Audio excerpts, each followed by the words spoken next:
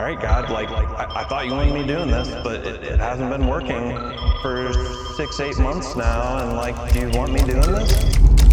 I kind of knew how to fix cars, but I had no idea how to run a business. I expect to hit multiple $1-million months. Unfortunately, the way that you develop humility is getting knocked on your butt. I think the biggest barriers to a business owner growing is between the ears of the owner of the business. He who walks with the wise will himself become wise. Not one person has all the answers for this big of an operation.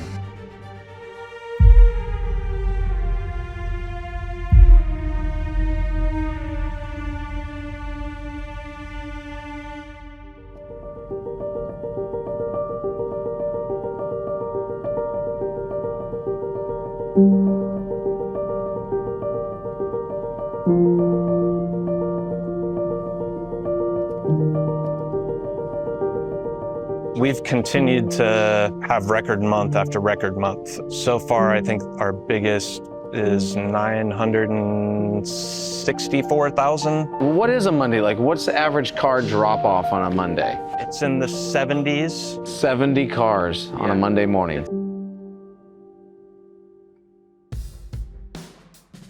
What did you think about this? Did you think this was a great idea, opening up a shop? Well, I think I heard about it an hour after he proposed. An hour? I think I'm going to quit my job and start a business.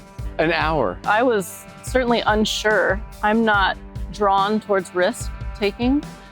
But once he got started, everything was smooth for the most part. It seemed like he was busy and money was coming in and he knew what he was doing. And so everything was working out. I'd started in a one-bay shop. You couldn't fit a big truck into it. And it had a scissor lift that, went 3 feet off the ground. I was 22, it was in 2009. I didn't know what I was doing. I kind of knew how to fix cars, but I had no idea how to run a business. There were a lot of difficulties. I remember a number of beer can specials he was providing for Beer people. can specials? If he had somebody that was like, I got this hole in my muffler and I got no money, he'd be like, I think we can fix this with a beer. And he'd cut open the beer can and wrap it around and... Oh my God. Cheap and honest. What I ended up finding out is that's not what's best for customers. You get to a point where something goes wrong and we don't have any money laying around to be able to warranty something. Sure. When you're putting cheap parts on cars, when you've got a cheap employee, all of those end up costing customers in the long run. I think from the beginning, honesty has always been a central tenet. I've told my guys that there's no such thing as white lies, even, something small that seems like it's not a big deal. Telling the customer a part didn't show up or something. I just never wanted to be dishonest. I think that's something customers sense. People around here have called it the Wild West of Columbus. So there was a bar, massage parlor. So none of these buildings were actual auto repair shops. They were just... And it was awful too, because we're squeezing lifts in places that they should not go, and I'm damaging cars sometimes. There's a lot of buildings that earlier on that you can't raise the car all the way up. Our first move, I think it was about 1.5 years in, we moved out of the 1-bay into a 4-bay shop that was literally right next door, and it had been vacant the whole time. A lift installer said we could only get 2 lifts in, and I fit 4 in. But it's a very small building. You can't even lift the cars up all the way or it'll smash into the ceiling. I think the biggest barriers to a business owner growing is between the ears of the owner of the business. That's definitely been the case for me, is that it's been my limited mindset, my limited beliefs of what is possible. Yeah, growth was pretty consistent right up until I joined ShopFix, and it was around 2017. There's a few memories that stick out. One of them was from the first ShopFix event I went to, and I was talking with Richard Weiss and Tad Batita, and they were saying, based on the size of your shop, You should easily be doing 2 million a year. But that was when I was doing 1.2 million. I remember thinking, these guys are full of shit. Like, you know, maybe these guys are just like, you know, positive thinking BS type guys. I had no category for being able to do that kind of revenue. So getting around them, hearing them talk, getting around other guys who were doing big numbers, it took me a while, but I got to a point where I was like, oh my gosh, I think that is possible. And so that year, you know, we'd been growing 20%. That year we grew 50%. 50. And it was from that conversation and being in ShopFix. Just a mindset. Yeah. Switch. A switch was flipped there. I think you helped me see this, Aaron. The idea that, you know, I thought it was a good thing to be booked out for 2 weeks. I thought it was good job security. And you helped me realize, like, we genuinely care about our customers. Yeah. How is it taking care of a customer when I'm telling them I can't get you in for 2 weeks? I think that was the big turning point for us, where we kind of changed our mindset of like, let's try to put ourselves in the customer's shoes and kind of mold our business around what's going to create the best experience for the customer. I had not closed the deal on our second location before I got in contract on our third. This store 3 was one that I'd been looking at for like 3 years, but I couldn't get a hold of the owner. It had been vacant. It came on the market right as I was closing on store 2. And I just remember thinking, this is a bad idea.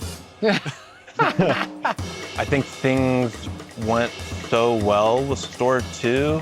By the time I was needing to either buy or get off the pot on store 3, it was scary. I watched my bank account, like all the money we had in our name, just like Nosedive. going down real fast for probably 8, 9, 10 months. This building is 75 feet wide. Okay. Which is like within a couple feet of the largest that you can span with wood trusses. Yes. And so these things, as they're putting them up, I mean, there's a lot of give in a wood truss. Kind of wiggling back and forth. And apparently they hadn't been secured correctly, because they had, I think, like 16 of them lined up, and they're 1,000 pounds a piece, and they dominoed while there was a guy up in them securing them. This guy fell, 16 feet. They fell on top of them. We also had 2 telephone poles fall on 2 of our other buildings. One of them fell in our parts department.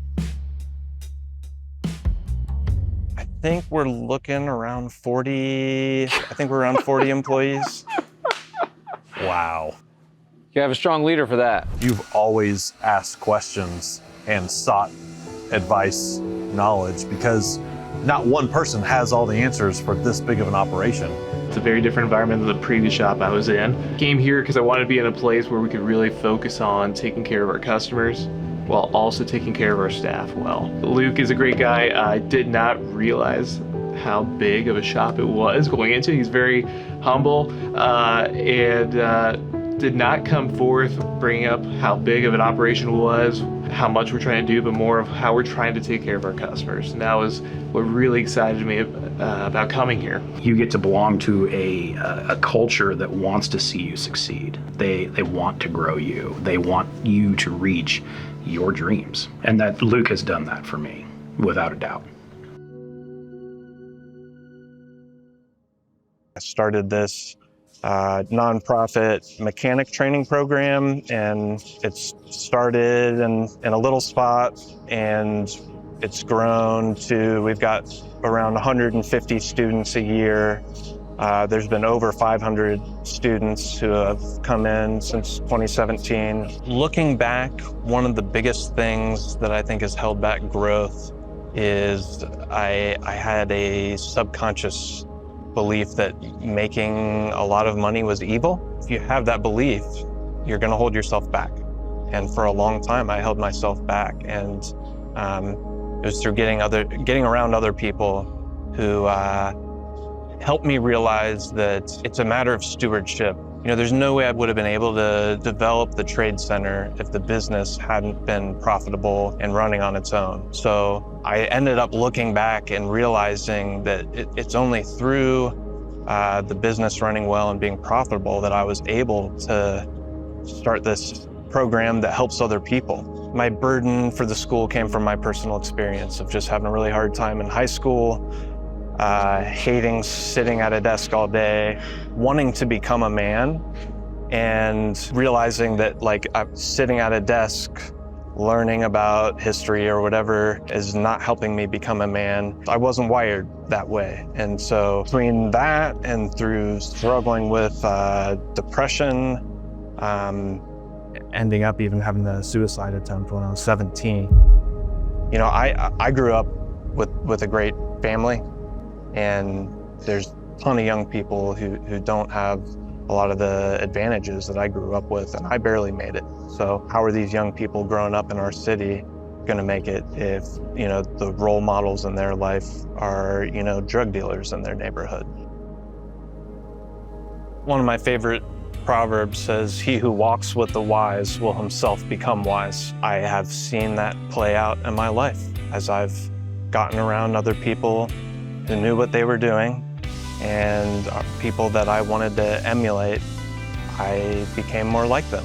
Part of the aspects that maybe you're seeing in like humility that you mentioned was like, a lot of it was through my working with the trade school. I've grown this business. I can grow this nonprofit. I started out pretty arrogant on it, and repeatedly got to these points where I'm like, all right, God, like I thought you wanted me doing this, but it hasn't been working for 6-8 months now. And like, do you want me doing this? I knew what he was teaching me was that he wants to do big things through people, but he can't do big things through people who are trusting in themselves. He needs them to have humility. And so, unfortunately, the way that you develop humility is getting knocked on your butt. And so now looking forward, I'm like, this is an opportunity that I've been given to be able to have a bigger impact. And so it's not about me. Like we're making plenty of money. Like we don't need any more money, but we would like to help more people. And so a business has to be profitable to be able to help others